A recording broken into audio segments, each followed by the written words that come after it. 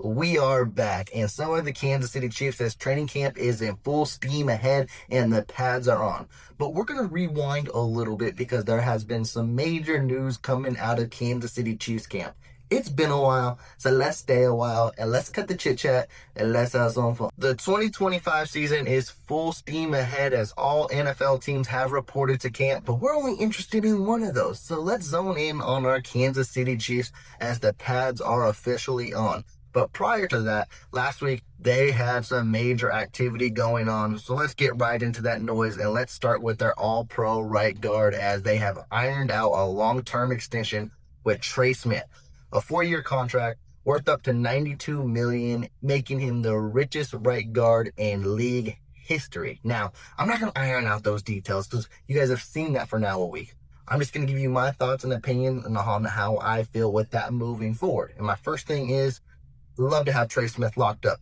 The core of the Kansas City Chiefs O-line is that interior, specifically in Creed Humphrey and Trey Smith. You got that lockdown moving into the future. Then when you zone in on that left side, you got two unknowns, which Chiefs Kingdom is very hopeful of that they're going to excel and be good, with Kingsley Samatia as left guard and then Josh Simmons as left tackle. Crossing fingers that answers those questions. They are on rookie contract, so that's huge as well. And then it looks like the Kansas City Chiefs can move on from Jawan Taylor after 2025, which clears road for Jalen Moore to be a potential right tackle possibility. So the left line, the whole entire offensive line is shaping up, which is huge, and you love to see it. Then the next thing you will see chitter chatter about with Trey Smith is, should the Kansas City Chiefs really have made him the richest right guard in league history? Let's cut it to this. If the Chiefs weren't going to do it, someone else was going to do it. And at the end of the day, he's worth it. He's an ascending right guard who gets better each and every year. So you might as well pay him that price now, because in the future, it's going to be worth a lot more. And just because he's the richest now doesn't mean he will be the richest later. So just zone in on that and be happy that you got that interior basically locked up for the next 4 years, which frees up a lot of cap space. So if the Kansas City Chiefs need to get someone in free agency, if God forbid any injuries happens, they have the cap space to do that as well if they want to extend some guys. Should we just cut to the chase? Because the Kansas City Chiefs did extend a guy. Extended defensive end, linebacker, whatever you want to call him, pass rusher, George Karlaftis, to a 4-year extension worth up to $93 million and $64 million guaranteed. Seems steep, seems like a lot, but look at it this way. It's good to have him locked down, another ascending player to where it's going to show $20 million yearly around that ballpark, but I saw someone analyze saying it can actually be like 17.7, which is huge. You see what these pass rushers are going for nowadays with TJ Watt, with Myles Garrett, with eventually Micah Parsons. They're getting paid. Now, George Karlaftis is not in that realm, and I see a lot of people are upset to say that Karlaftis is making this kind of money. Let's just say the Kansas City Chiefs did not lock up Karlaftis before the 2025 season, and he ends up having 12.5 to 15 sacks. That's a huge goal, but he has the potential to do that, and he's been ascending each and every year, so it's not out of the realm whatsoever. Let's say he does do that in 2025, and the Chiefs don't lock him up. The Chiefs would have to sign him to an extension that is way more than what they did now. So it's huge to sign him here. That way you have that contract locked. And I know a lot of reason Chiefs Kingdom is solely upset with that is because they wanted to extend another star defensive player in Trent McDuffie, which I completely understand. And my sole focus would have been on trying to get Trent McDuffie an extension, which the Kansas City Chiefs and Brett Veach are probably doing. But I think an easier contract to get signed, sealed, and delivered was George Karlaftis, because he's not asking to be the highest paid at his position. I guarantee you Trent McDuffie is. And after seeing contracts like with Derek Stingley Jr. and Sauce Gardner, he wants that kind of money because he has played to their level. So he's going to want top cornerback dollar, and that is going to take a lot of time to negotiate.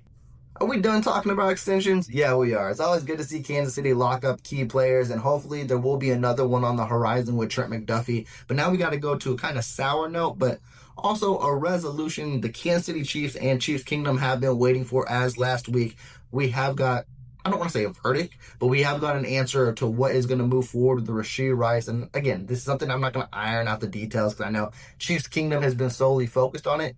I'm just going to give you my thoughts and opinions. And honestly, I'm glad we got this news now. I'm glad the NFL got this news now and that they got a ruling, because hopefully Rashee Rice can now be suspended to start the season. And if he's suspended to start the season, then you can move forward. You can get him later half of the year, and then you can get ready for that playoff push and Super Bowl run. Now, how long do I think he will be suspended for? I don't know. I'm not the kind of guy to play these kind of suspension guessing games. If I'm a hopeful guy, of course, I'd go 2 games, but I think it's going to be in the realm of 4 to 6, at most 8.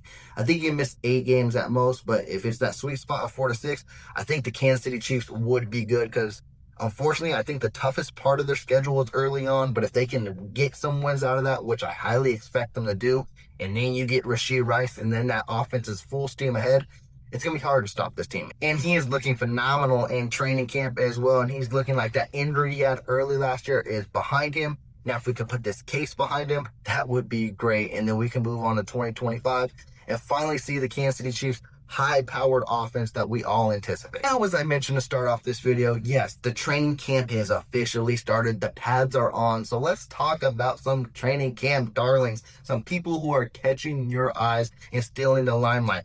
And let's start in the wide receiving room, because every year we always have a guy, whether it be Nico Remigio, Justin Ross, who will not be a Kansas City Chief moving into 2025 because he asked for his release. So that opens the doors for some of these guys. But we're going to highlight Tyquan Thornton. Yes, a guy who is probably deep on that roster bubble, but is getting time with the ones. And he is getting time on special teams as a gunner, and he is winning Dave Tobe's heart. And when you do that, you got a good shot at making this team.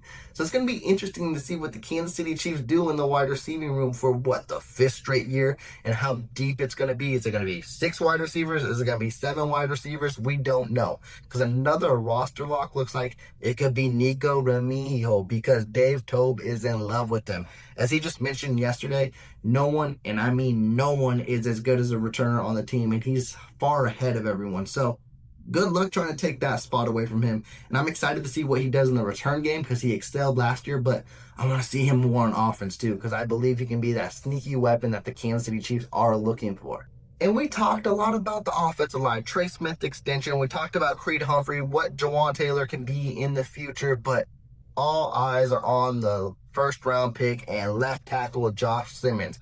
And with Jawan Taylor starting on PUP, Jalen Moore has been the right tackle, and Josh Simmons has been starting off at the left tackle, and he has looked as delivered. He has been blocking dudes. He has been sticking it as a wall, and he's been hard to pass up. And I guarantee he's not losing that spot.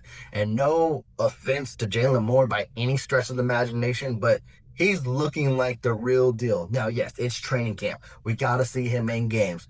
But as for Kansas City Chiefs, and as for Chiefs Kingdom, we really, really want to answer to this left tackle position. And we haven't had it since we lost Eric Fisher, who wasn't even appreciated on this team at the time. Crazy as it may sound.